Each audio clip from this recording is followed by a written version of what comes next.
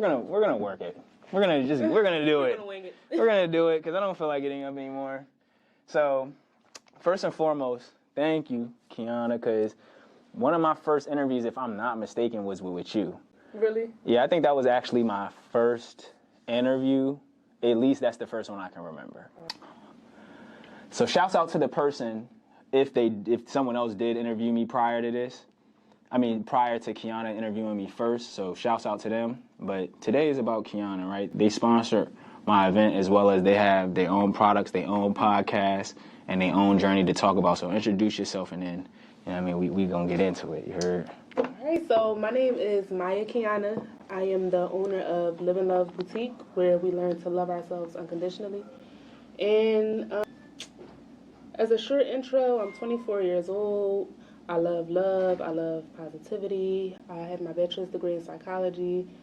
And I love teaching. I'm a toddler teacher on top of running my own business. Yeah, that's a little bit about me. You young. Yeah. Young blood out here. Okay, I never knew that. See, this is why I love having these conversations, because I'm like, she wise, so I'm thinking she my age, right? So we not gonna go over my years today. Cause she young, right? So shouts out to everybody. Don't be saying my stuff in the comments. We gonna keep it right there. So you talked about first, loving love, and you know what I mean, that's part of the name of your business. So what's the infectious connection and the reason why you feel so strongly about love? Where does that come from, or why?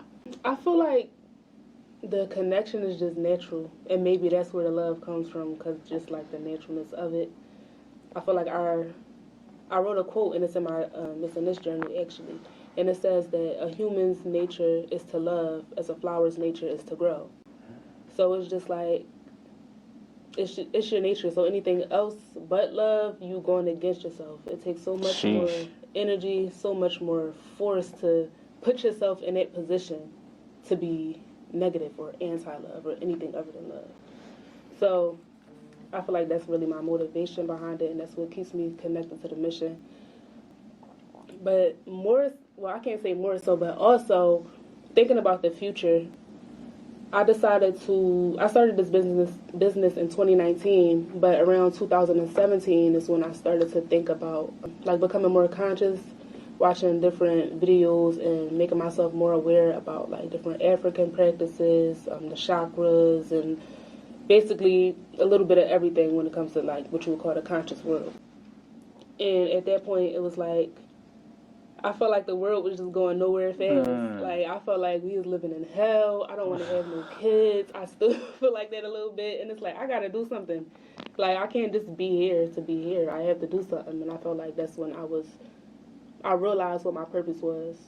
And I dedicated the rest of my life to figuring out how exactly to help the world live in love, basically. Is that when you started your lock journey? No, I started my lock journey in 2020. Your hair long then. That thing growing. It started long though. I feel like, I don't know if I cheated or what, but my hair was like pressed out when I locked it, so it was already kind of long. Even though it, like, you know, shrinkage is natural, but yeah. Yeah, I want to say that thing looked like since 2017. What? Okay. So, you know, I used to tell this young lady that I was a partner with one time. Actually, she was older than me, but she's still a young lady. You feel me? Like, right? Mm-hmm. You know. So, but I used to always tell them, like, I don't oftentimes see how the world lives in love, like what you were mentioning. Like, I don't see it in my environment, or I wouldn't see it in the relationships or the people's relationships that was around me. And I would always tell them, I'd be like, I'm a protector of love, so much to the point where it's like, if I see you being cheap or being lazy or being cowardice with your love, it turns me off. I get away from it. Because like you said, it's natural. So that's a key sign to me that you're going against yourself. So it's like when people tell me that they like something, specifically people, because I'm talking about a romantic relationship I had, I would be like, if you keeping yourself away from someone that you like, you keeping yourself away from yourself. Even if something from that could potentially go wrong long term, that was for you. So you could learn your patterns and your behaviors. And I always take all of my relationships, especially when they're romantic ones, as additions to who I am. Because even if they end in a way I don't like, it's helping me understand what I want. It's helping me understand what I like. So that's what, when you started talking about just the reflection of love in this world, that's what it made me connect with. So how do these products that you created make that connection for you in terms of, I guess, reinforcing that belief in a world where it's not always present or prevalent? Or like, how do these operate or provide themselves as tools to people maybe looking to establish more of that self-love or be, just get on that love journey? I love that question. For me personally, I feel like they help me. So the 3 pillars of my business is free expression, psychology, and mindfulness. They all kind of intertwine, but based on those... Can you say them again? I want to lock them in. It's free expression, psychology, and mindfulness. All right. So I feel like through free expression, that's, the journals, it helps you just express yourself freely. I think of journaling as a conversation with yourself.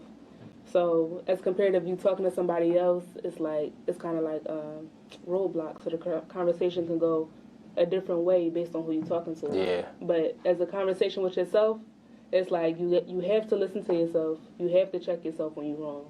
You have to pick up on certain things that you might give somebody else that responsibility if you're talking to them. Yeah. Type shit. So that's the journals. And then that all goes into psychology too. The mind locks in certain information differently when you're writing it down. So that's why people manifest through journaling, because it's like not only are you taking things from the metaphysical, which is the thought world, into the physical world by putting it on paper. Like it feels different. It's like you making it real. So I use that as a way to kind of validate some of my experiences. Like it's not just in your head, it's real. Write it down, and also to manifest certain things. And then what else? Yeah, that's a big part of it. The journals was my first product in a way. My first product was T-shirts. I started making T-shirts in 2019, but in 2020 I kind of rebranded the whole brand as more of a self-love center compared to just like a T-shirt company. Word. So then I launched the journals, and then came the candles because I'm a creator as well. I love making stuff. I love art, and I looked into making candles. It was just something fun to do. But then I also thought about aromatherapy based on just like my love for psychology and exploring how the brain works. So with aromatherapy, it's certain combinations of essential oils and scents that, when inhaled, have an effect on the brain, effect on your mood, stuff like that. So that's where the candles came from. And my incense are just like another version of the candles.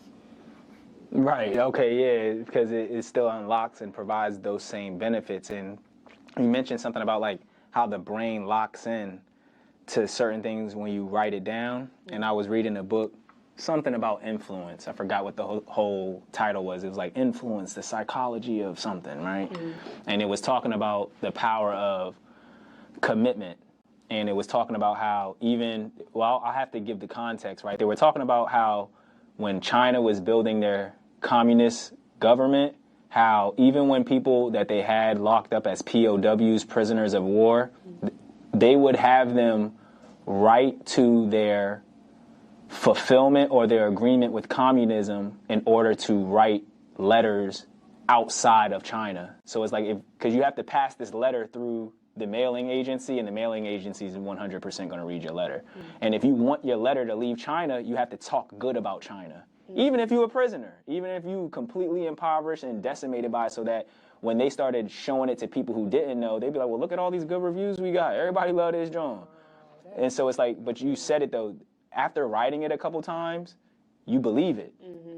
So even if you really didn't believe it, you've written it 3 or 4 times, and everything you write, you subconsciously reiterate this idea that there's nothing wrong with what you're going through to the point you start believing it. Some very powerful stuff. So it's like the power of what you're saying, like bringing the subconscious mind, feelings, and thoughts to the reality through writing. That's that's the power of writing. There was civilizations that didn't even allow it.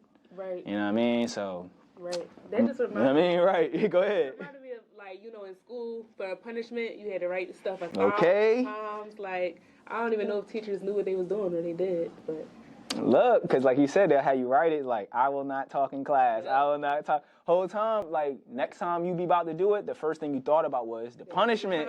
You're like, I'm going to holler at you at PE, bro. And so I wanted to shout you out, too, because you sponsored our event, and that means the world to me because as a thought leader, and I've been stepping into this leadership thing just as of recently, because when I used to have my old space, I wanted to empower other people so much to the point where oftentimes I wasn't recognizing that I could empower them more the more powerful that I am, or the more I step and lead in my own power, right? And so I've been creating this exhibition called The Shades of Brilliance because I started recognizing that there were tools and experiences and just a spirit that I could share and offer people in order for them to be more consistently authentic with themselves and their communities as well. And so I'm saying all of that to say, you invested in that vision of mine, that idea that it was possible by sponsoring it. And then, you know, I'm going to carry out my obligations in order to make sure that what you paid for is compensated. But more importantly is like the experience to me, it's in my chart as a Gemini, the housing and all of that is like all these events and stuff to me really be about the experience. And like the experience being something that's unforgettable and creates a memory, you know what I mean, that people can feed off of for the rest of their lives. Right. So like, I want to thank you, number one. You know what I mean? To be a part of it. Yeah, like, cause that's just the business of it, but like on the energetic part of it and like the self-love part about it, this is an opportunity for me to grow and trust and love on myself for the things that I do. Cause I'll be honest with y'all today, being consistent is very hard. Right? And then in a world where being authentic doesn't always give you the rewards that you see other people getting for being fake. And then also the idea of like when you collaborate, you can't always live extensively and exclusively in what you like to do. Now you have to incorporate the wants and desires and interests and outcomes and visions of others. And so it's like, I was talking to day one, not day two about it a little bit earlier, where it's like coming out of that part of, you know, being so tight-fisted with the vision is where we become leaders, right? And so I want to give you your crown as well because you're doing something that most people don't do. You're supporting the leaders, right? Most of the time, the first time when somebody starts talking about leadership, they start talking about who got shot or what got bombed, or the fear mechanisms start kicking in. So as a queen in this community, like, what is your role and what do you see as, because we talked about roles in the group chat and stuff, I'm going to talk about that a little later, but it's like, what do you see as your roles and your strengths on your journey, and why did you choose to sponsor the event? Like, just give me some insight on where your mindset is on what I'm providing as well as what you're providing, if that's just a more concise question. I feel like my role is really me still trying to figure it out. And in doing it, it's like I'm becoming myself. So as I'm stepping into trying different things as far as doing different events, I feel like every event that I do, another part of me is developed. Okay. Recently, I feel like I'm also stepping into that leadership role. So that's why I decided to sponsor the event, because it's like attaching myself to something that's really valuable, something that's really intentional, something that's really going to like make the change that I want to see is crazy, because I remember feeling like I was the only one working towards something. Yeah. So it's crazy to feel like, all right, I'm not the only one working towards this. Somebody else is doing something, and they got leverage, and they got reach, and it's inspiring. Thank you. So that's partly why I decided to be a sponsor. And what I feel like I can bring to the event is just being myself. Real rap. Putting it in so many words, it's like I got to journal about it a little bit more because I got it together up here. And it's like I really do have a dope spirit. I have a lot to offer. Like you said, I'm wise. I'm intelligent. It's like, not to brag on myself, but sometimes you gotta brag on yourself. Like, I'm dope as shit. So being in these spaces, I feel like the more I'm in these spaces, I'll be able to just like let all of that out a little bit more. And by doing that, I'm helping myself. I'm helping everybody around me. Yo, Octavio, is there a red dot on the? Yeah. Okay, I'm just making sure we good. So that brings me into what I was going to ask. I seen your story today, right? Or it might have been yesterday, and you was like, I have a dope podcast. I got dope content. Like, you know what I mean? So we about to flex a little bit on the Art Exhibit podcast because you like, I got some ish in the crates that I ain't put out. So talk about that. Talk about why you ain't put it out. You ain't got to go in this order. Talk about the dopeness first. About what's there, what's the concept behind it, why you created it, etc. You mentioned it a little bit just about like the lack of certain platforms and a voice. And then also I want you to talk about why it didn't come out though. When I heard that story, I'm like, okay, she know it was lit, but where is that though? Where is it at? Yeah, so it's like, all right, first we're going to go into the dopeness of it. It all started with me having an idea. Like, I swear, yo, I'm really going to be somebody someday. Like, I got a whole book with all of my ideas in it, and I'm not going to just let it die. So it all started with me having this idea. I'm like, all of the people in the world that benefit off of art, we need to know more about the artists behind the art. Okay. And also because I was intrigued, like I love learning stuff, I wanted to know more. So I started a podcast on interviewing artists about what they do, why they do it, and I felt like that was giving them a platform to express themselves, promote themselves, and give more insight about themselves. So that's where it all started. And it was going really good. Like, I was scheduling interviews, doing the interviews, but I don't know. It's like it just got to a point where I feel like it wasn't moving as fast as I wanted to, I guess. I wasn't seeing numbers like I wanted to. Okay. I got tired of editing the videos. That part. I got tired of, it was like, I don't know what it was. I guess. I mean, those were two excellent points. Yeah. You know what I mean? We all go through those two things. I go through it too. The editing process and then just the numbers. You know what I mean? You want to make a big impact. You want to be able to connect and really hit people. And it's like you start seeing, it's like, what's going on? Right. I'm putting 7 hours for this shit. Yo, right. I done took the little bit of time I had from off work. I ain't go see my family. Like, you making sacrifices about that. So I understand 100 totally. Like, that's what it was. But now me looking back at it, it's like the conversations was really invaluable. And I feel like they timeless as well. So it's going. I literally used the conversation of ours, right? And I'm talking about like that with like 3-4 years.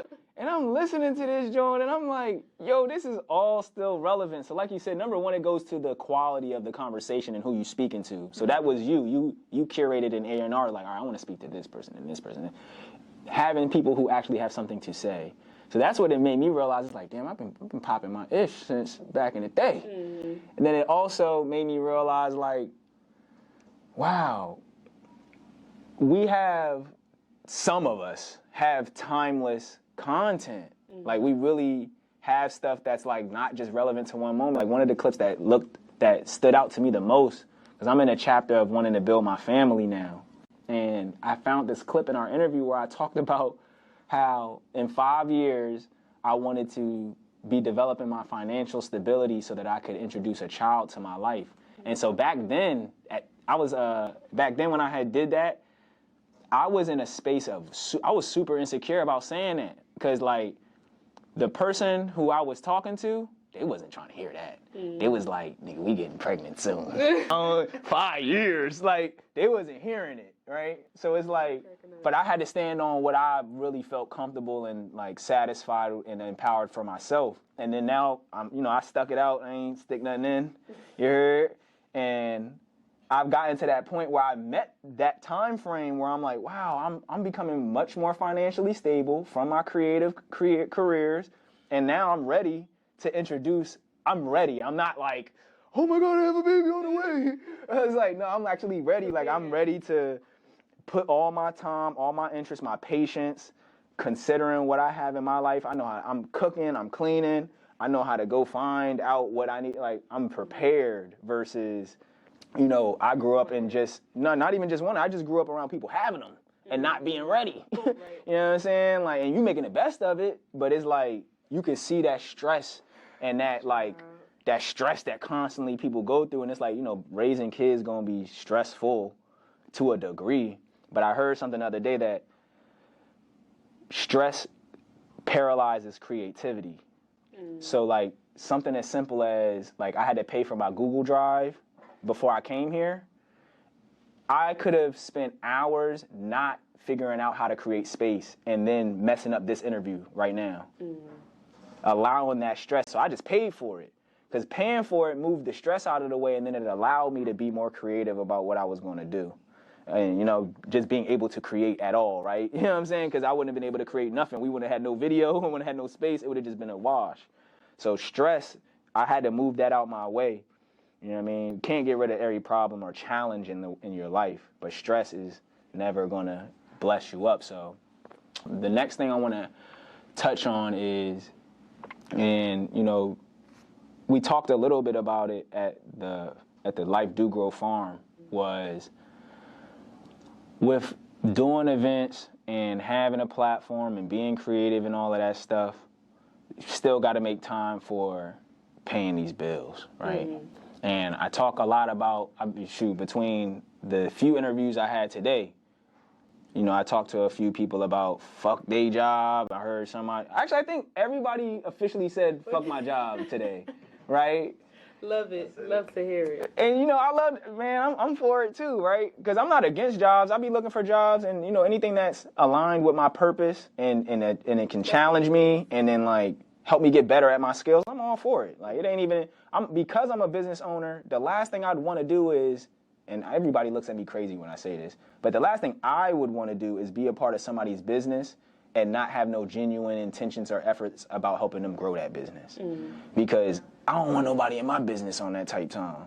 You feel me? That's why I'm working on creating a one-person entrepreneur business now, where it's like I automate a lot of stuff with technology, and then anything that doesn't exist within my skill range, I just don't touch it no more. I'm not trying to be gaining no anxiety or, you know, be super overly excited about stuff. So just that idea of going to work on a consistent basis, I know is like some people are against it, but like what's the largest challenge when trying to manage your time, being a full-time business person, and you mentioned you went to school and you got a job, right?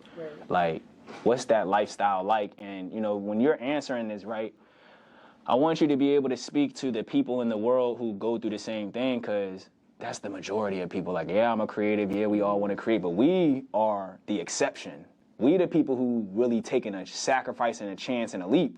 Most people, they just going to accept that they going to work, right? So I want to be sensitive. Yeah, that's why I said just speak into it the way that you being mindful of other people, right? That's why I said it like that. All right, so the biggest challenge is energy. Like, if you start at 100%, you work 8 hours at a job. If you have school at the same time, that's taking something off of you. By the time, say you doing a 9 to 5, you get home, do some schoolwork, cook dinner, wash your ass, like, now it's probably like 6 o'clock, 7 o'clock. You have to pull that energy from somewhere. So I feel like people's why isn't strong enough a lot of times. It can become buried under that stress and just the day-to-day getting by. People become complacent. And I think maybe the main thing is people start to feel like it's not possible anymore. That's one of the fears that I had. But I just refuse. You have to be very intentional about not believing that shit, because it can easily sink in. Like, it can easily take over, and it's like everybody around me is working a job. Nobody around me has actualized their full potential. What are my odds? Like, why am I even, I'm gonna just settle down. Especially if you making okay money, like you ain't really that uncomfortable. It's almost like a setup. It is a setup. They give you peanuts so you can be happy with it. But you have to be intentional about wanting more. And I'll speak even to the creators too. Like it's like I can't even get a year through. I cannot go a year without craving stability. Like, I be wanting it.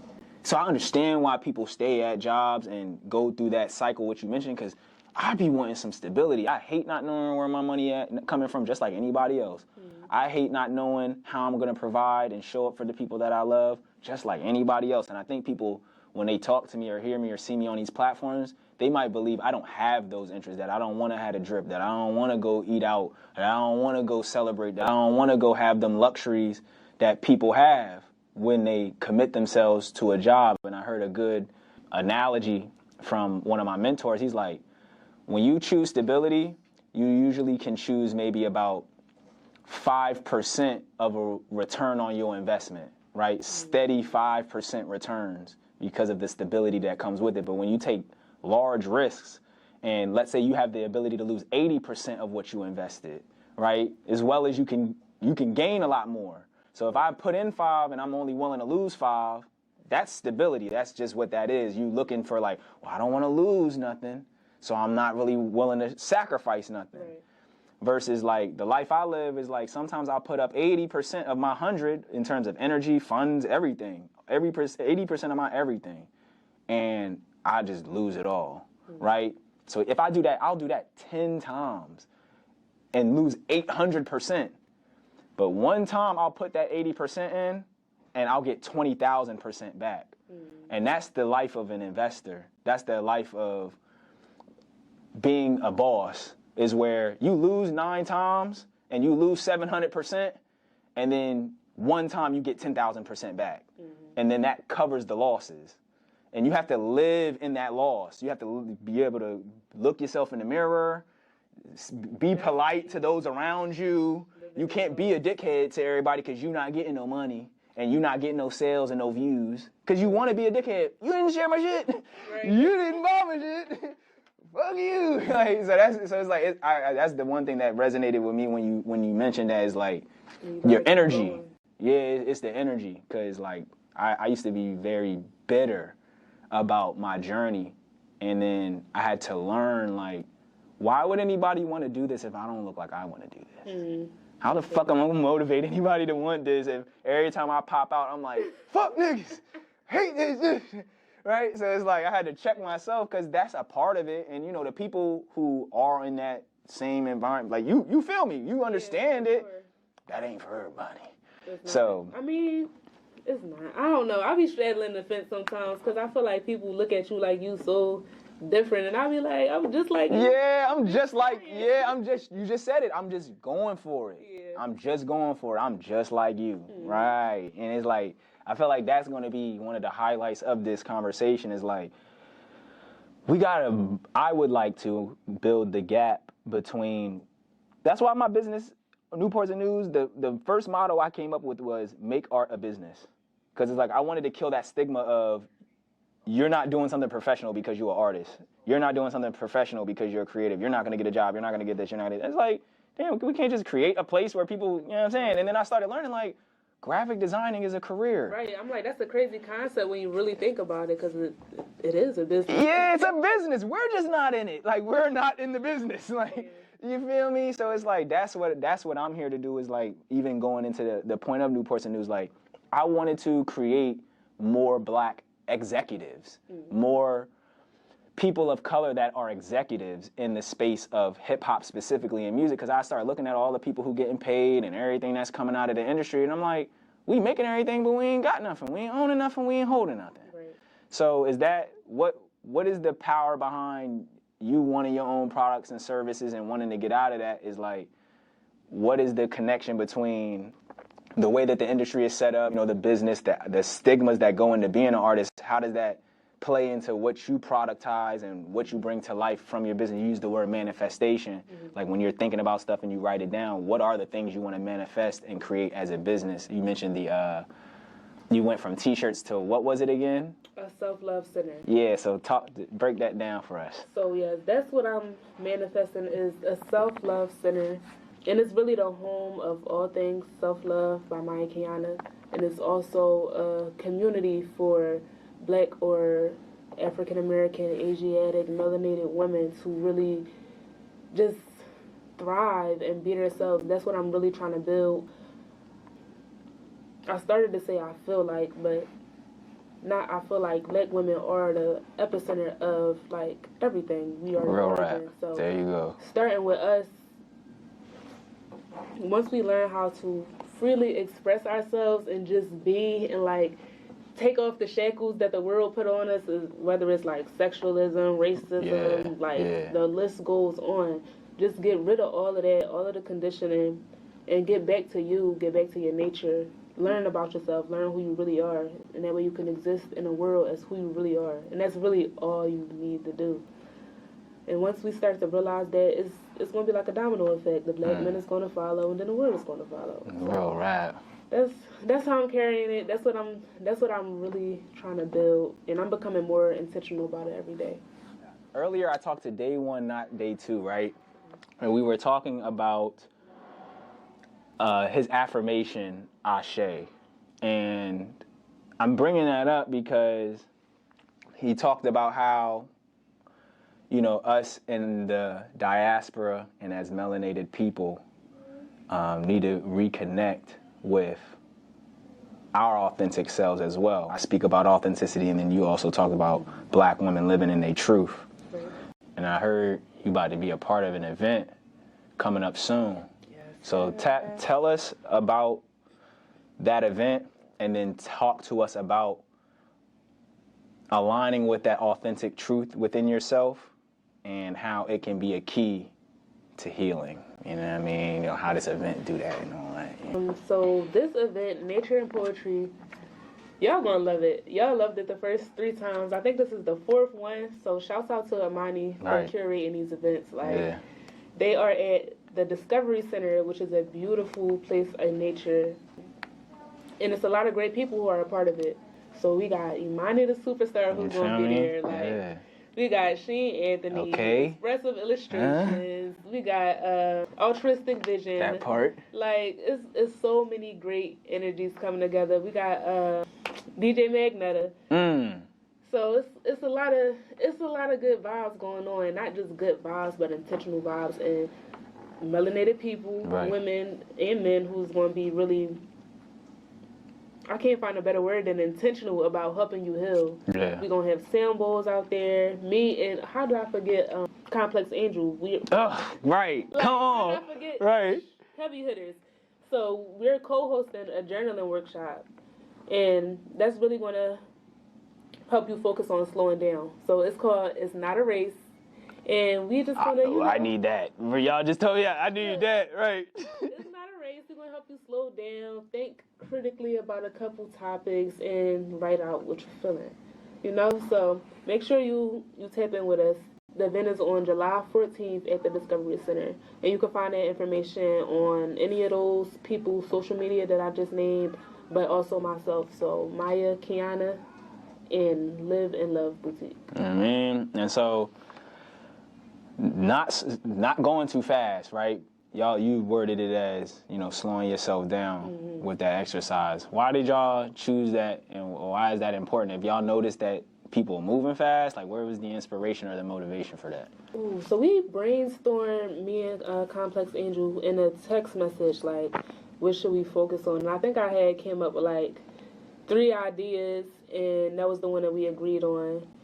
And I'm feeling like it was because of where we both are. I know she's always working on something, and she works a job too. Yeah, just bought the crib. I'm tapped in. Yeah, so you know what I'm saying? Her, myself, it's we be moving fast. We do a lot of stuff, and it's easy to not appreciate the stuff that you're doing or not notice all the things that you're doing. So it's essential to slow down. And that slowing down is going to help you be mindful of some things that you might need to change along the process. It's going to help you be mindful of the things that you need to celebrate about yourself.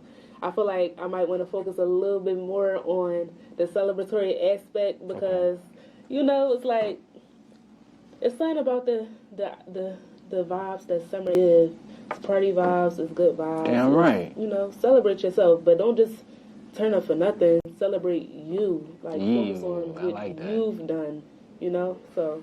I just did a conversation on my live the other day. It's you know, there'd be a lot of partying and lit shit, but you just said it. If we could be more intentional about what we're celebrating, wow, that's like, it could go right through your ears and be like, celebrating. That's what I'm already doing. It's like, nah, like you ain't celebrating you though. Right. You just in the building. Exactly. You just at the event.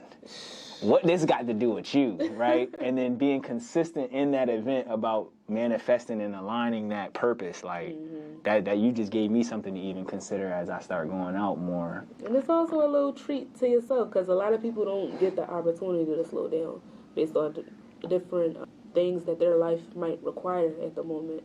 So it's a free event. If you have time to come by, treat yourself.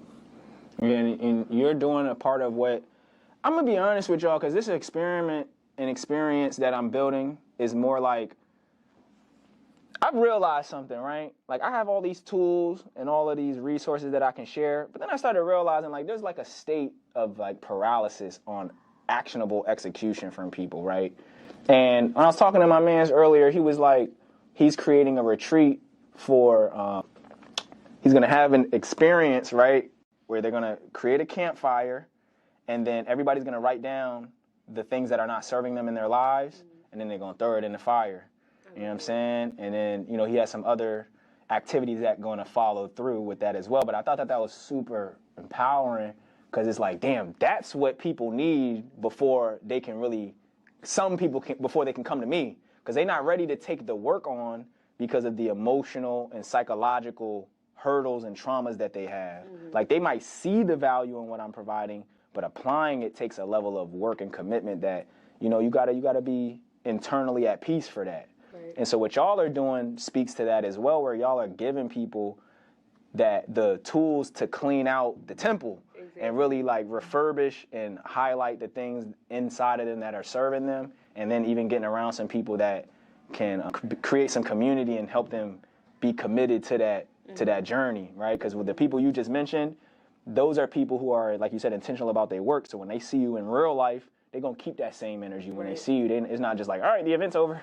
Bye. Like, it's like those is people who really rock out for you. So That's true. I want to ask a few more questions before we get out of here in terms of like, we're going to start breaking this up into some tips and tricks that we can give to people. So meditation is something that I don't do very often. I do a lot more grounding. And meditation for me looks different. Meditation to me looks like listening to music. Meditation to me looks like sitting in a room with everything off and just smoking and no like noise. So that's like the complete opposite. And then I'm also like very into cooking. Like that's super therapeutic for me. Like that's a moment where I can slow everything down. Some people look at me in the kitchen and they be like, you don't even look like you're cooking. And I'm like, bro, because it's the way I move in the kitchen. Like, I'll cut some shit up, then I'll go, you know what I mean, step to the side. And they'll be like, you just left it like, so it's like people, but then when my food come out, it'd be like, boy, you went crazy, right? So it's like, because that be my meditation. It don't be for me being hungry.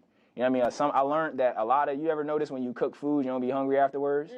It's over sensory. I learned that because I read about cooking. I'm super into it. It's like your mind experiences over sensory when you are cutting and smelling and cooking and thinking. You're using all your senses at once. By the time the food done, your mind has conceived that it ate. Your mind is like, we didn't eat? I could have sworn we ate something. Right. Like, there was so much food going on just now. You were cutting and, right? So it's like, that's what I learned from that. So it's like, what are some things that you've done to practice meditation, or like some tips that you could share with the people about meditation? Well, you summed up one of the main ones, and this meditation can look very different. It can take many different forms. To me, I like to meditate on my yoga mat in the cross-leg position with some binaural beats playing in the background. Oh, yeah, the binaural beats, right, yes. Maybe like the typical... 432 hertz popping off, right, yeah, me too. I go to, style type shit. So that's just one way, though, and a lot of people feel like if they can't do it that way, then they can't do it. But listening to music is also meditation. Smoking in silence is also meditation. Just sitting with yourself is a form of meditation because you're allowing your mind to just be and you're allowing yourself to just be. That's meditation. That's one thing that I definitely recommend. And don't be discouraged if you can't do it every day. I've been trying to meditate daily since I was a freshman in college. Okay. I still don't meditate daily, but I do my best, you know. And the key is to not give up. That's what it is. Just like you were talking about in terms of taking constant risks.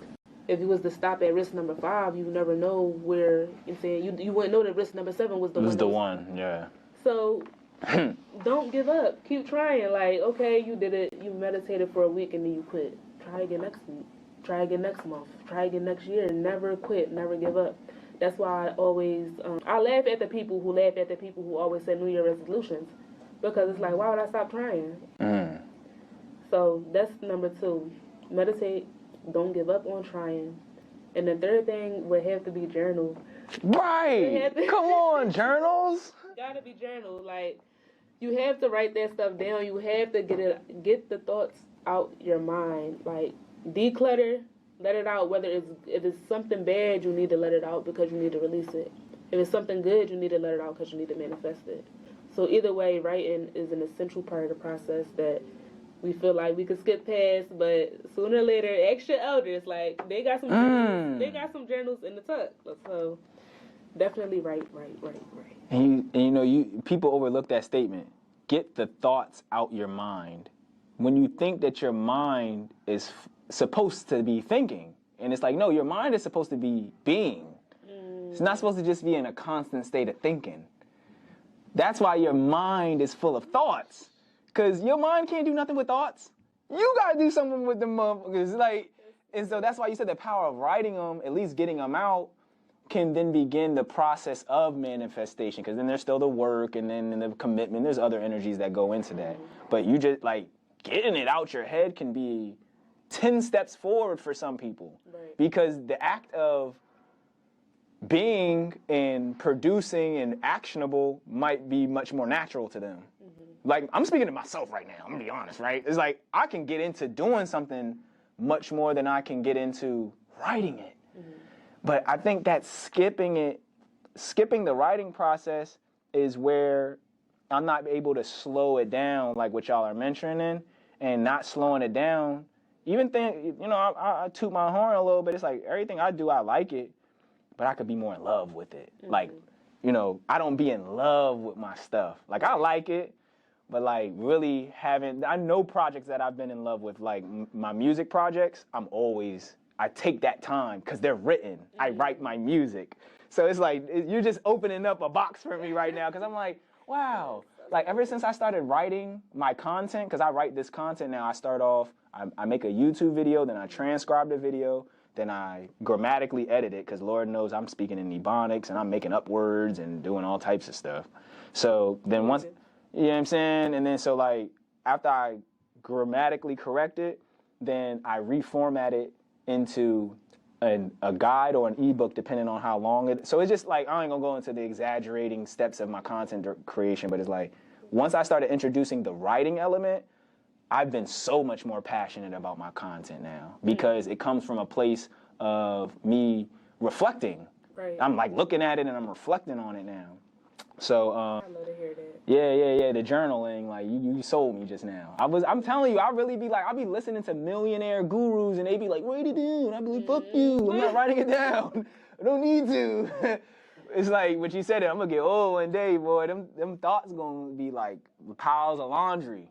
Like, they ain't even gonna be, you don't even wear that no more. So I guess my next question will be, and I didn't really want to talk about this, but I know I'm not gonna be satisfied with myself later if I don't. Nah. So I want to make it practically like meaningful when I ask this, right? So, you know, my role, I identify as a black man, if y'all couldn't tell, right? And I am the protector and the provider of the women in my community. That's the role that I've taken on. So we hear those terms a lot, like men, or black men specifically, need to be protective and be provisionary in the lives and in the homes of black people, and especially if you're gonna link up and create communion with a black woman. Mm-hmm. So for the people in my audience who might not be taking the time, because I know y'all not taking the time. I be seeing y'all in the comments. I be seeing some of the stuff y'all be liking. Mm-hmm. You know, you be in the reels, and then they tell you who likes but what. You can't judge them for that, because sometimes you might like something because you don't like it. You know, like I know, you're right.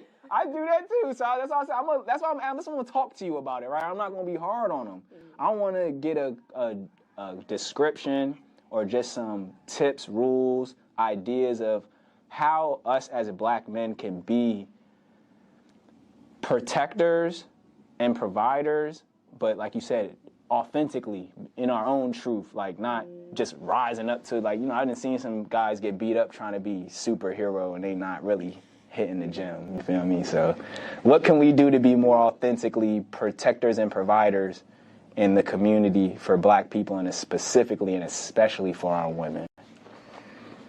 I feel like it might seem like an indirect answer, but you gotta work on self.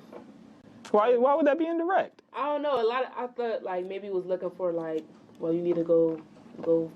I've dated black women my whole life. That's literally probably 95% of the advice I've gotten. So no, I'm not new to this at all. Work on yourself. That's the most ultimate.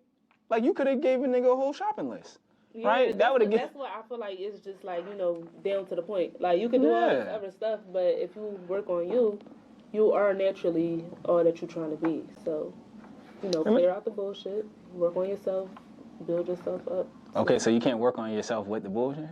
It don't work like that? It don't work like that. You gotta detox. Okay. This is what they need to hear though. Like, this is what they need to hear. So it's like, am I not working on myself because I got bullshit going on? Like, what's the balance? What is how do I prioritize this? Because whether I'm 19 or 39, I might be doing this right now, right? Like, I got bullshit and I want to be in somebody's life, but I definitely got some bullshit going on, right? Like, what does this mean? It's really hard.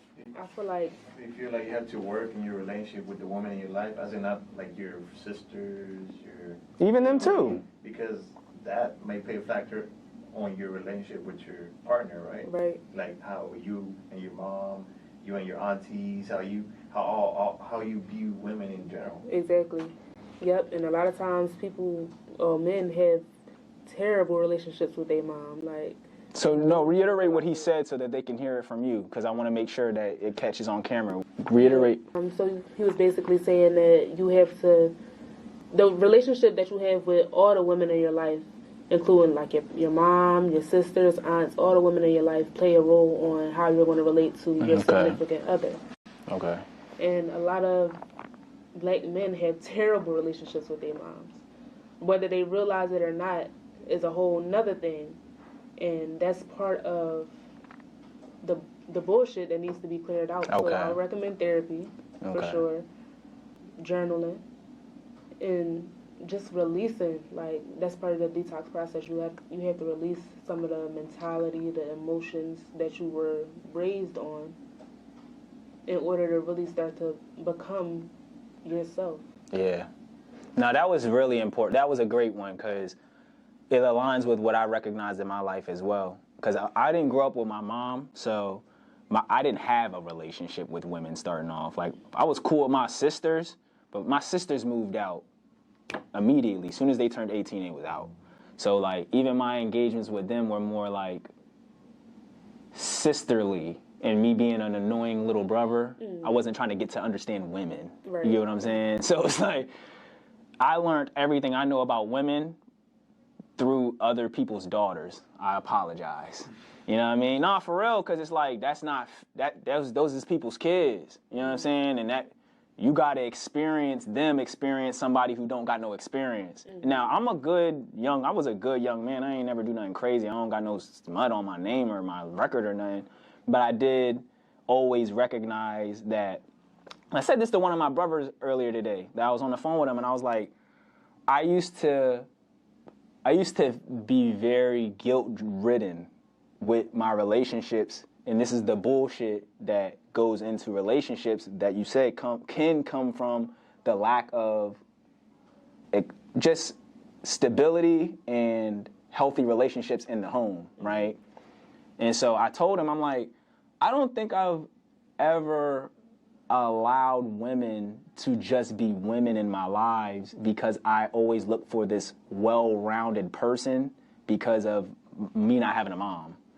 So like, when I said that to him, he said, well, why do you think that? And then we started expounding on it. And then when we got to the root of it, he said, you just had the wrong women in your life. So I had to realize, like, sometimes it's not even that the bullshit be the wrong that you're doing. It's what you said in the beginning. It's just what you're not doing for yourself. That's what I was really, I wasn't fucking up nobody's life. I just wasn't doing anything beneficial or productive for my own. So, like, that would then become the relationship a woman would have to foster, right? It's like, damn, does this nigga know what he doing for himself? Does he know what's best for himself? Like, if you got to question that, then now you can't consistently be aware for yourself because you got to worry about me. So it's like, I used to be in the streets, so it's like I'm catching cases. There's people want to put bullets in me, and what that could do for the person who care about you is like, this don't even got nothing to do with me. Like, you got me concerned with stuff that don't even got nothing to do with me. So that's what I started to realize when I spoke to him. It was like, women are, I definitely was giving women the opportunity to be women, but I wasn't allowing the right woman I wasn't creating relationships with the right woman. You know what I mean? So that's not, that's no shame or knock to women.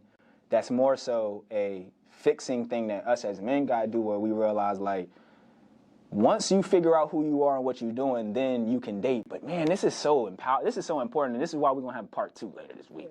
This is what we can talk about, because we're taught to go for girls before we learn ourselves. That's how we're taught to prioritize that. So I see now where Shred that off. yeah, you gotta do that work as an adult man, like that. Oh wow, I'm not supposed to be worried about girls this much before I get some other things prioritized. Like, so just to wrap it up as it relates to self-love, right? What are some evidences or some results that you've gained from being more in love with yourself, like looking back in the past from states that maybe it wasn't so consistent, like what I was just referring to, and then like getting to a place of where you are presently? That's a good question. The first thing that sticks out is just the mental stability. It's like a self-knowing, like, even with all of the shit going on around you, whether you heartbroken, whether it's stress from work, whatever, prior to you having a sense of self-love would have thrown your whole world off. It's like, now that I have this sense of self-love, it don't rock my boat as much because I feel stable. I feel mentally stable. I have a sense of groundedness usually. So that's the main thing. I feel like with self-love, it's like you gotta know yourself. Yeah. You gotta know yourself, and once you know yourself, you're gonna love yourself. Once you know and love yourself, nothing on the outside can really do too much to you, because it's like I'm me. I'm of God. Yeah, like I'm me. So that's the biggest thing, and I feel like that's what everybody is searching for. I feel like a lot of people, or people in general, they don't want to be so weighed down by the world, and essentially lifting that weight is required. In order to lift that weight, you have to do the work on yourself. Like, you can study any other book, you can study the Bible, you can study the Quran, you can go to college. None of that is going to equate to the power that you build up by learning yourself. So. All right, so I'm gonna have y'all stay tuned for another John, and then I'm gonna let Maya lead us out of here with some last words. You feel me? I am Maya Keeyana of Live and Love Boutique, and the last thing I want to leave y'all with is to learn yourself, love yourself unconditionally, and love a black woman.